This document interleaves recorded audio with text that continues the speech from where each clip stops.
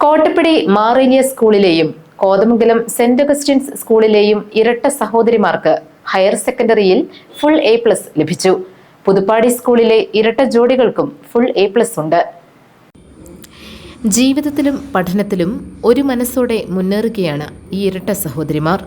കോതമംഗലം മേഖലയിൽ +2 പരീക്ഷയിൽ എല്ലാ വിഷയങ്ങൾക്കും എ+ നേടിയത് 3 ജോഡി ഇരട്ടകളാണ്.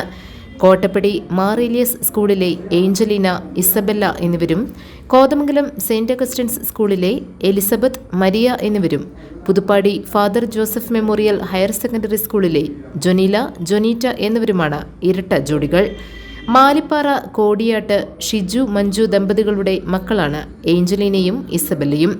SSLC പരീക്ഷയിലും ഇവർക്ക് ഫുൾ എ+ ഉണ്ടായിരുന്നു. വെളിയിൽച്ചാൽ റാത്തപ്പിള്ളിൽ ബിജോ, ബിജി ദമ്പതികളുടെ മക്കളാണ് എലിസബത്തും മരിയയും.